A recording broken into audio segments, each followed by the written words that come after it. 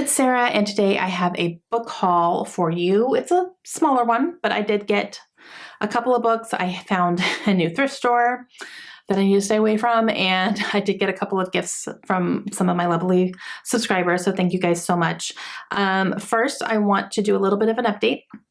This is something that I posted on Instagram, but I haven't said it here yet, and I know not everybody is on Instagram, so I did want to go ahead and let everybody know that our dog Riley, he passed away a couple of weeks ago.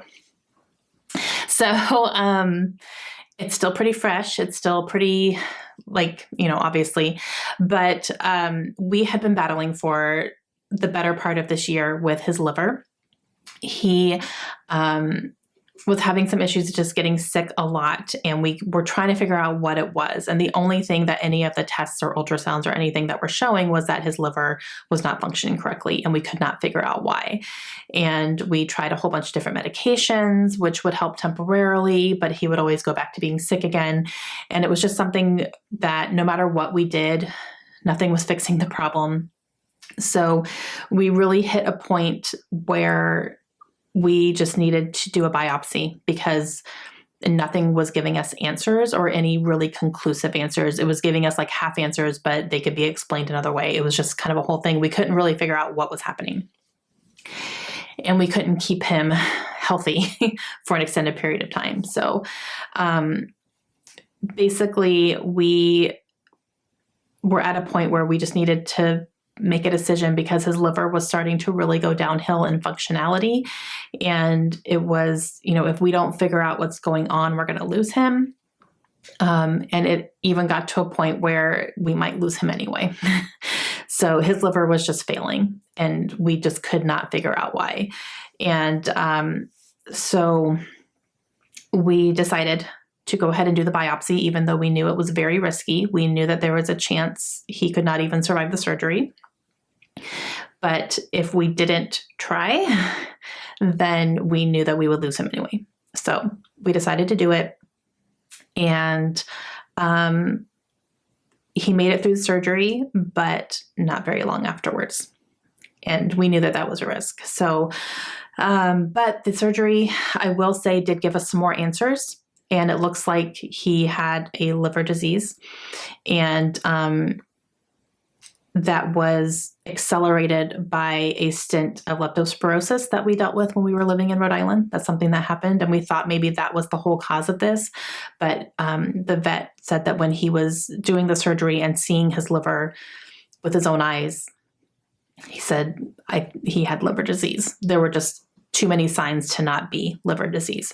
And so the leptospirosis is something that most likely sped that process up for him. So it's something, liver disease, you're born with that. So that's something that's genetic.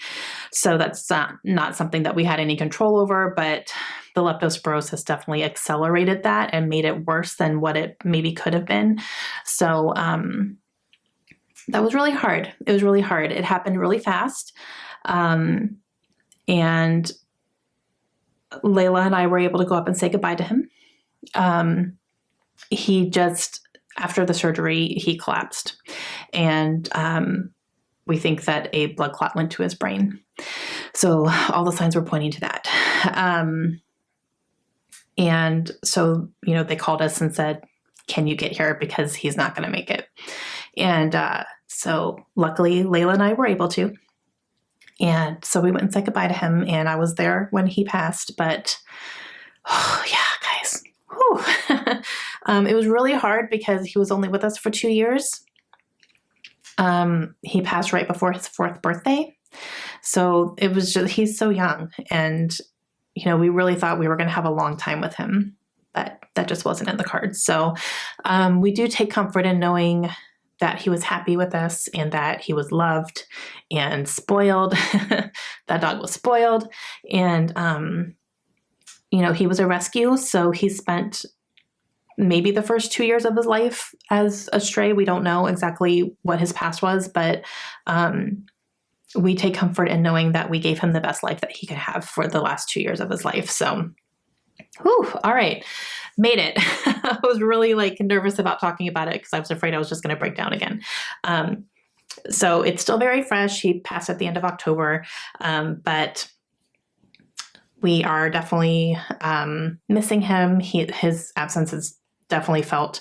And yeah, so we love him. And oh gosh, okay, everything's fine. Some days I'm fine. And then some days I cry randomly. So that's normal. But okay, that's it. That's the update. I just want to let everybody know that as well, because I did post it on Instagram, but again, not everybody's on there. So let's get into the books. And yeah, okay. So the first one I have here was sent to me from Hulda, one of my subscribers, and she sent me The Phantom Prince. And this is by Elizabeth Kendall. This is a nonfiction memoir about a woman who was in a romantic relationship with Ted Bundy. I think she was with him for like 6 years or something before he was infamous. And she also had a daughter that he basically played stepfather to as well. And she does a contribution in here as well about kind of growing up with him as a father figure for her. And this book I had on my wish list because I had heard about it when I was really reading a lot about Ted Bundy. And he's somebody that's so fascinating to me. Like, oh my gosh. And I came across this one, and then I saw somewhere that it was out of print for a while. So it was published under a different name because she wanted to kind of be a little bit anonymous, but she wanted to tell her story as well. And I think the publicity from that became too much for her. And so they took it like it was out of print. They didn't like reprint it or anything. Like it was out of print for a while. But now in the past few years, they have re-released it. It's under her actual name. And she's coming out and telling her story more and like actually doing interviews and showing her face. And, you know, she's kind of like, it's time now. So thank you, Hulda. I'm so excited to read this. It is short, but like just to get the story from somebody who actually was like in love with him. Yes, I want to know more. And this next one, you guys, oh man. This one is from Janet, and she sent me the Mira Lima edition of the second Harry Potter book that just came out. Okay, these books are stunning. You guys, I can't even talk about how stunning they are. Okay, so these are special editions, obviously. Book number 2 just came out. And it's like embossed, like I can feel texture on here. So these are interactive, basically. As you can see, there's a whole bunch of stuff in here. Like there's stuff in here. This thing is hefty. I cannot imagine when they get to books like 4, 5, 6, 7, how big these books are going to be with all the extra stuff in here. Wow. So Mira Lima did some artwork on the movies, and they are now creating these special editions of these books. They are illustrated, which is really great. And then they have some interactive elements in here too. So I'm going to show you, like, here is one of the illustrations. So it's like full page color illustrations. These are throughout the book. And then every so often, you're going to get an interactive element where, I'm going to try to do this, guys. This is going to be a little difficult to do on camera. Okay, so here we have the burrow, right? The Weasley's house. And look, you can flip and you can see the inside of the house. Little scenes on the inside. Look at that. How cool. And they're so detailed. And like, there's just little things like that throughout this entire book. This one here is like a pop-up. Ooh. Like, oh my gosh. The Whomping Willow, you guys. And you look at the car. I can't. It's so much fun. These are throughout the book. I can't even like sit here and show you all of it. It would be like an hour long. But it's so much fun and such a really cool element to add to the reading experience of these. So the next time I reread Harry Potter, I'm definitely going to be reading these editions of them. And they're so special, I think. And Janet, thank you so much. You really, really made my day with this. Oh man, I'm not kidding. It made my day. I was feeling a little down that day when I got this in the mail, and it just completely brightened me up. So thank you so much. Okay, the rest of these books I got at a thrift store. It is called Second Avenue Thrift, I think is what it's called. It's something that I passed by on my way to somewhere and I was like, that looks like a really big thrift store. I bet they have books. And then I made a point to go in there one day. Oh man, they have books. They're priced, I would say, similar to a Goodwill, where their paperbacks are $1.99 and their hardcovers are $2.99.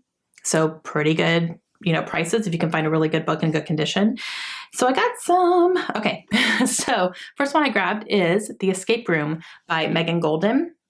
This one is a little bit like damaged, like there's a crease in the cover and like whatever, but this is something that I think I would read and then probably pass on when I'm done anyway.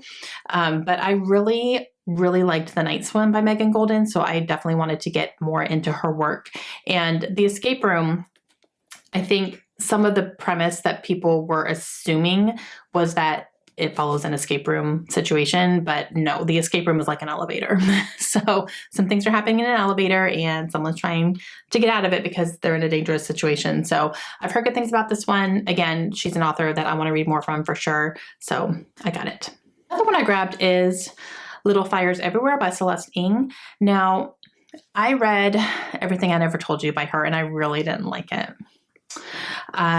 So I'm hesitating on this one a little bit, but at the same time, I've heard that this one is just incredible, whether you like the first one or not. It's not very long. There is a Hulu adaptation that I actually am interested in watching. So I'm willing to give it a try and see if Celeste Ng could actually work for me or not. But I'm not like jumping at the bit to get to it quite yet, but I did pick it up. This follows a neighborhood where I think image is everything. And we are following a young girl who gets adopted by a white family, and the young girl is Asian. And I think there's some contention there with one of her neighbors or someone. I don't know if it's one of her neighbors or not, but there's some contention there. So yeah, that's all I really know. Okay, the next one I found is actually something that Amanda from The Curly Reader has talked about a whole lot because she loved this book, and that is The Length of a String. And this is by Alyssa Brent Wiseman. This is a middle grade book. And this follows a young girl who is adopted into a white Jewish family. The young girl is Black, and she's raised Jewish. And so she grows up that way, and she decides for her bar mitzvah that the only thing she really wants to do is she wants to find her birth family. She wants to know more about her past. She wants to know about her ancestry and, things like that, and see if anyone is alive and can she get to know them. So she goes on this quest basically to try to find her birth parents and their lineage and all that stuff and see what she can find out. So I have heard this is amazing and I'm excited to read it. The next one I picked up is The Other Misses. This is by Mary Kubica, and I read one of her books earlier this year and really enjoyed it. So I definitely want to read more from her. And this is one that I didn't have. And this one follows a married couple who moved from Chicago to a very small town in Maine. And shortly after they moved there, one of their neighbors is killed. And there's a whole lot of things that start to happen in result of that. And a lot of things that start making this wife question a lot of things about her husband and their relationship, and people that are coming into their lives all of a sudden and causing a lot of tension and all that stuff. So that's all I really know. I like to go into my mysteries knowing not too much, but yeah, sounds good. Okay, so this next one. Okay, so I picked up Wicked Saints by Emily A. Duncan. I know, I've heard all the drama. I know. This book has always intrigued me though, and it is a high fantasy book, and it has kind of a gothic feel from what I'm understanding. It's supposed to be very bloody. It follows a girl, a prince, and a monster, and these three end up crossing paths and things start happening, and there's gods involved and all that stuff. I don't want to look too much into it. I kind of want to go into it and let it be what it is. But yeah. So, and plus this book is actually really beautiful. Like there's foiling on it and the spine is really pretty. The inside is actually really pretty as well. But yeah, so I grabbed it. Okay, so this next one is The Book of V, and this is by Anna Solomon. I'm not sure why this was on my radar, but it was at some point. And then I saw it at the thrift store and I was like, ooh, I remember I wanted to read that. So I grabbed it. Couldn't tell you what it was about. But reading the synopsis, this follows three different women over three different time periods, like three different centuries. And it is discovering their independence from their spouses.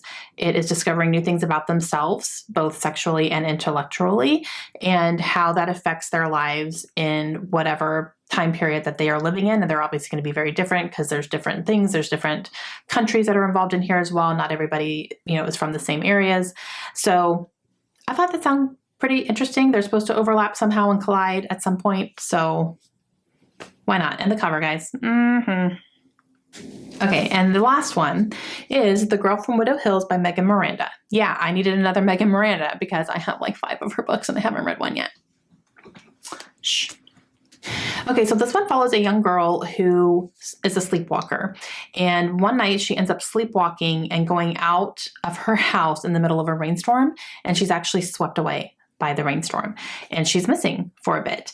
And no one can find her. Everyone's panicking. She's a young girl. She's found clinging to a storm drain and she's alive. But it was definitely a devastating time for her family. Her mother decides she's going to write a book about this and make some money off of it. And fame happens and it becomes a big thing.